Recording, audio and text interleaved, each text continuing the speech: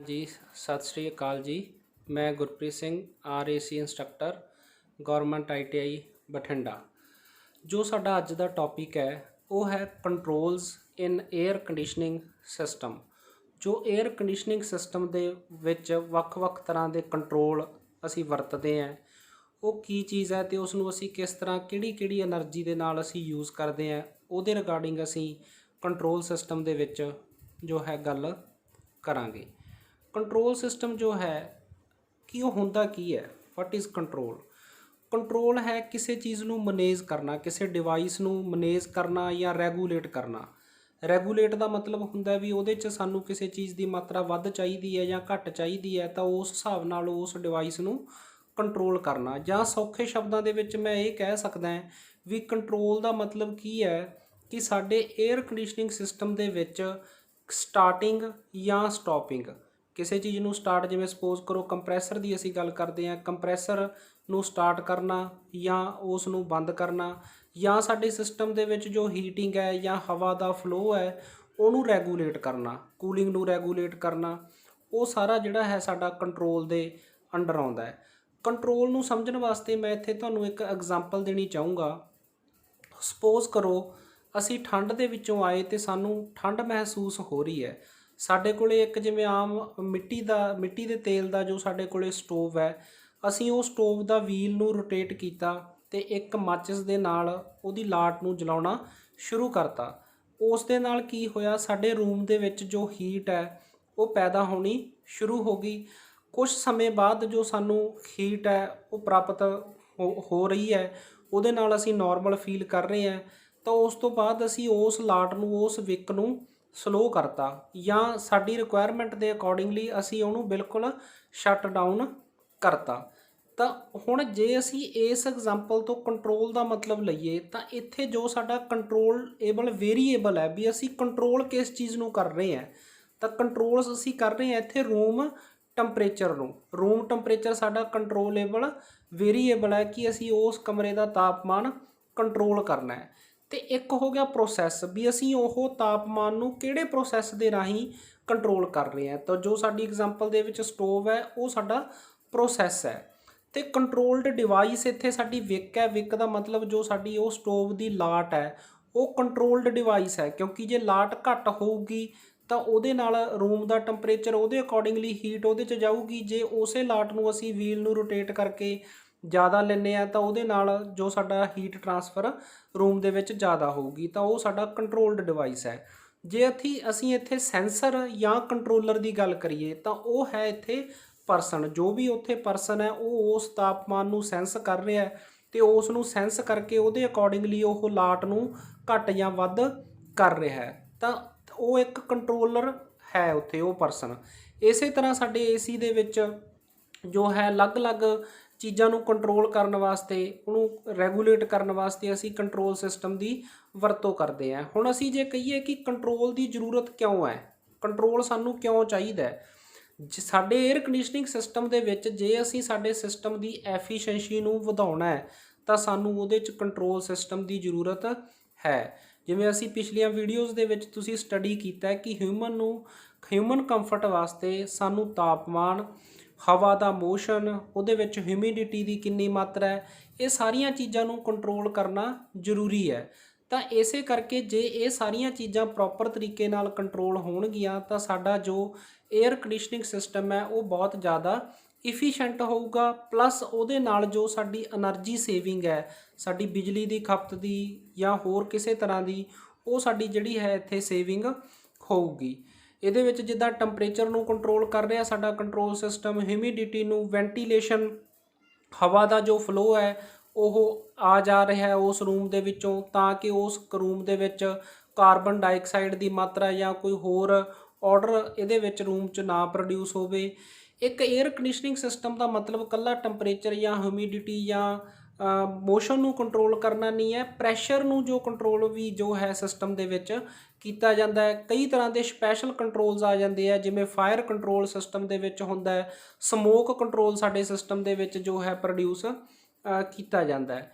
हुण जिहड़े HVAC system दे विच जिहड़े कंट्रोल है वो साडे कीते कित्थे जांदे आ, सानूं कित्थे रिक्वायरमेंट है कंट्रोल्स दी, ये सब तो ਮੇਨ ਜ਼ਰੂਰਤ ਹੈ ਕਿ ਜਿਨ੍ਹਾਂ ਦੇ ਵਿੱਚ ਅਸੀਂ ਸਾਡਾ ਕੰਟਰੋਲ ਕਰਦੇ ਹਾਂ। ਸਭ ਤੋਂ ਪਹਿਲਾਂ ਅਸੀਂ ਸਾਡੇ heating, ventilation and air conditioning system ਦੇ ਵਿੱਚ ਜੇ ਗੱਲ ਕਰੀਏ ਤਾਂ ਮਕੈਨੀਕਲ ਰੂਮ ਦੇ ਵਿੱਚ ਸਾਡੇ ਸਾਰੇ ਇਕਵਿਪਮੈਂਟਸ ਲੱਗੇ ਹੁੰਦੇ ਆ, ਜਿਹਦੇ ਵਿੱਚ ਚਿੱਲਰ ਸਾਡੇ ਸਥਾਪਿਤ ਕੀਤੇ ਹੁੰਦੇ ਆ, ਜਾਂ ਸਾਡੇ ਕੰਪਰੈਸਰ ਹੈ, ਜਾਂ ਵੱਖ-ਵੱਖ ਤਰ੍ਹਾਂ ਦੇ ਪੰਪ ਹੈ, ਉਹਨਾਂ ਦੀ ਸਟਾਰਟਿੰਗ ਜਾਂ ਸਟਾਪਿੰਗ ਜਿਵੇਂ ਅਸੀਂ ਆਟੋਮੈਟਿਕਲੀ ਕਹਿ ਦਿੰਦੇ ਹਾਂ ਸਿਸਟਮ, ਤਾਂ ਉਹਨਾਂ ਦੀ ਵਰਕਿੰਗ ਨੂੰ ਕੰਟਰੋਲ ਕਰਨ ਵਾਸਤੇ ਸਾਨੂੰ ਕੰਟਰੋਲ ਸਿਸਟਮ ਦੀ ਬਹੁਤ ਜ਼ਿਆਦਾ ਜ਼ਰੂਰਤ ਹੈ। ਰੈਫਰੀਜਰੈਂਟ ਦਾ ਫਲੋ ਕਿੰਨਾ ਹੋਣਾ ਚਾਹੀਦਾ, ਕਿਹੜੇ ਟਾਈਮ ਹੋਵੇ, ਕਿੰਨਾ ਨਾ ਹੋਵੇ, ਹੌਟ ਵਾਟਰ ਦੀ ਸਪਲਾਈ ਜਾਂ cold water the supply in case of cooling ਔਰ ਹੀਟਿੰਗ ਕੋਇਲ, ਇਹ ਸਾਰੀਆਂ ਚੀਜ਼ਾਂ ਅਸੀਂ ਜੋ ਹੈ ਉਸ ਸਿਸਟਮ ਦੇ ਵਿੱਚ ਕੰਟਰੋਲ ਕਰਦੇ ਹਾਂ।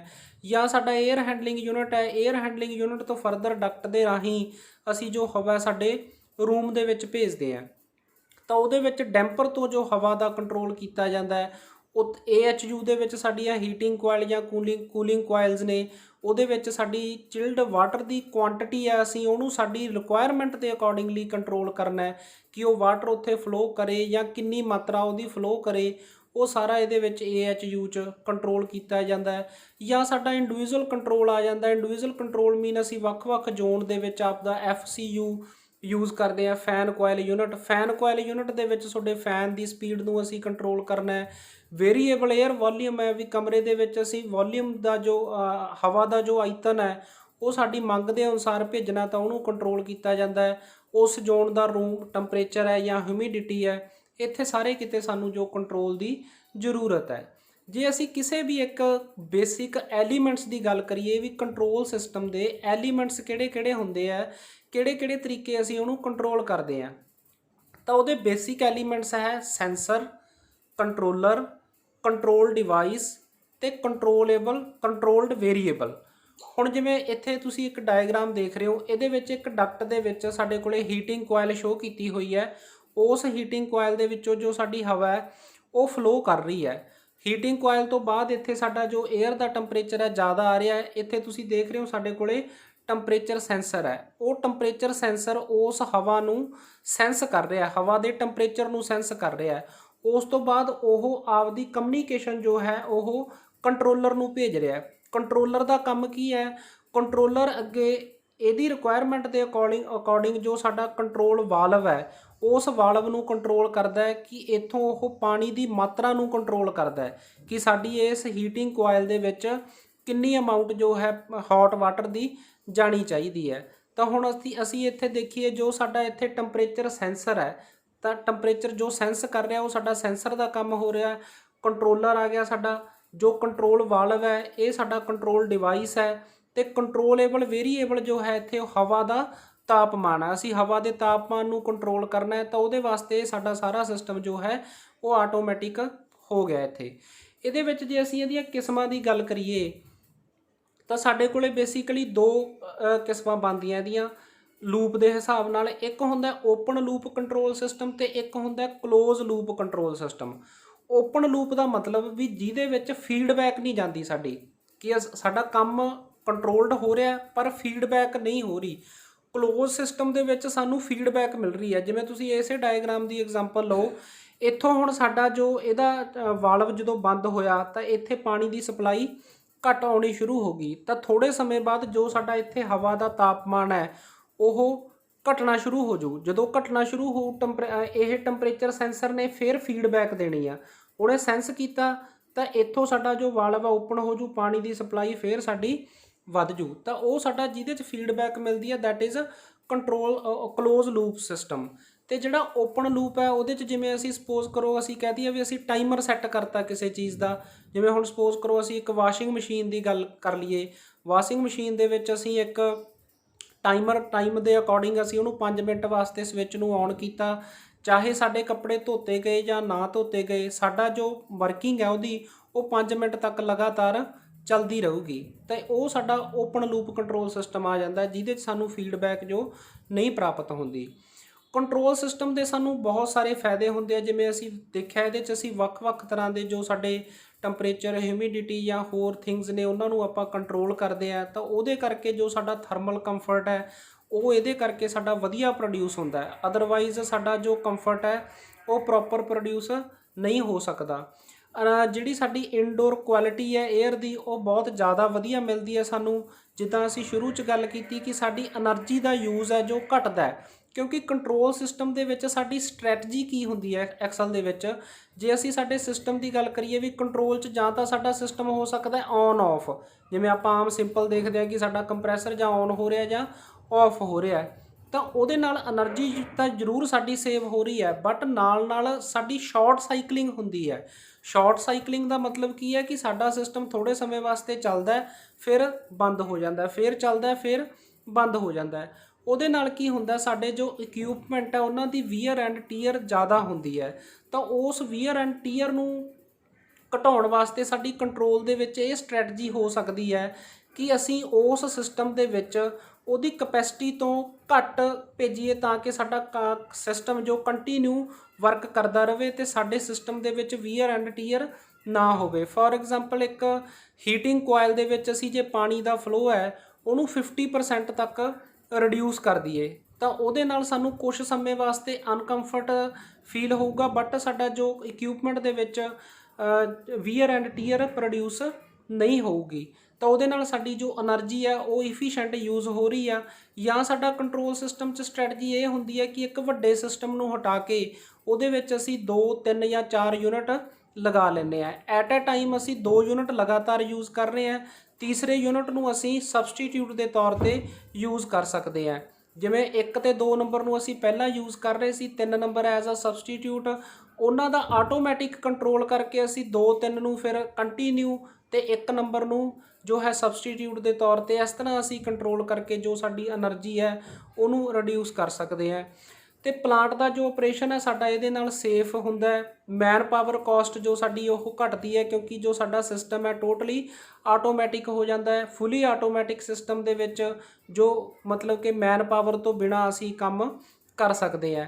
ਅਤੇ ਇਹਦੇ ਵਿੱਚ ਸਾਨੂੰ ਜੋ ਮੇਨਟੇਨੈਂਸ ਪ੍ਰੋਬਲਮ ਆ ਉਹ ਆਈਡੈਂਟੀਫਾਈਜ਼ ਹੋ ਜਾਂਦੀ ਹੈ ਕਿਉਂਕਿ ਅਲੱਗ-ਅਲੱਗ ਤਰ੍ਹਾਂ ਦੇ ਸੈਂਸਰ ਹੁੰਦੇ ਆ ਤਾਂ ਉਹ ਸੈਂਸਰ ਸਾਨੂੰ ਇੰਡੀਕੇਸ਼ਨ ਦਿੰਦੇ ਰਹਿੰਦੇ ਆ, ਉਹਦੇ ਨਾਲ ਸਾਡੀਆਂ ਮੇਨਟੇਨੈਂਸ ਪ੍ਰੋਬਲਮ ਜੋ ਹੈ ਉਹ ਆਈਡੈਂਟੀਫਾਈ ਹੁੰਦੀ ਹੈ। ਪਲਾਂਟ ਦੇ ਲੋਡ ਦੇ ਅਕੋਰਡਿੰਗਲੀ ਜੋ ਸਾਡਾ ਉਹਦੇ ਵਿੱਚ ਅਲੱਗ-ਅਲੱਗ ਚੀਜ਼ਾਂ ਵੇਰੀਏਬਲ ਚੇਂਜ ਹੁੰਦੇ ਰਹਿੰਦੇ ਆ, ਇਸ ਕਰਕੇ ਜੋ ਪਲਾਂਟ ਦਾ ਆਪਰੇਸ਼ਨ ਹੈ ਸਾਡਾ ਉਹ ਇਫੀਸ਼ੀਐਂਟ ਹੁੰਦਾ ਹੈ ਐਜ਼ ਪਰ ਦੀ ਲੋਡ। ਅਤੇ ਮੋਨੀਟਰਿੰਗ ਹੈ ਜਿਹੜੀ ਸਾਡੇ ਸਿਸਟਮ ਦੀ ਉਹ ਪਰਫੋਰਮੈਂਸ ਇਹਦੀ ਜੋ ਹੈ ਬਹੁਤ ਵਧੀਆ ਰਹਿੰਦੀ ਹੈ। ਅਤੇ ਜੇ ਅਸੀਂ ਕੰਟਰੋਲ ਸਿਸਟਮ ਦਾ એનર્ਜੀ ਦੇ ਹਿਸਾਬ ਨਾਲ ਗੱਲ ਕਰੀਏ ਕਿ ਕਿਹੜੇ ਕਿਸਮ ਦੇ ਸਾਡੇ ਜਿਹੜੇ ਕੰਟਰੋਲ ਸਿਸਟਮ ਹੋ ਸਕਦੇ ਹੈ, ਸਭ ਤੋਂ ਪਹਿਲਾਂ ਹੈ ਸਾਡੇ ਕੋਲ ਡਾਇਰੈਕਟ ਐਕਟਿੰਗ ਸਿਸਟਮ, ਦੂਸਰਾ ਹੈ ਸਾਡੇ ਕੋਲ electronic system, pneumatic system, hydraulic system, micro processor system, electro mechanical system and mixed system. ਇਹਦੇ ਵਿੱਚ ਇਹਨਾਂ ਸਾਰੇ ਸਿਸਟਮ ਦੀ ਜੋ ਡਿਟੇਲ ਦੇ ਵਿੱਚ ਆਪਾਂ ਨੈਕਸਟ ਵੀਡੀਓਜ਼ ਦੇ ਵਿੱਚ ਪ੍ਰੋਪਰ ਤਰੀਕੇ ਨਾਲ ਜੋ ਹੈ ਗੱਲ ਕਰਾਂਗੇ। ਅੱਜ ਅਸੀਂ ਸਿੰਪਲ ਕੰਟਰੋਲ ਸਿਸਟਮ ਬਾਰੇ ਇਹਦੇ ਵਿੱਚ ਸਟੱਡੀ ਕੀਤਾ, ਜੋ ਇਹਦੀਆਂ ਵੱਖ-ਵੱਖ ਕਿਸਮਾਂ ਅਸੀਂ ਦੇਖੀਆਂ ਉਹਦੇ ਬਾਰੇ ਅਸੀਂ ਡਿਟੇਲ 'ਚ ਨੈਕਸਟ ਵੀਡੀਓ ਦੇ ਵਿੱਚ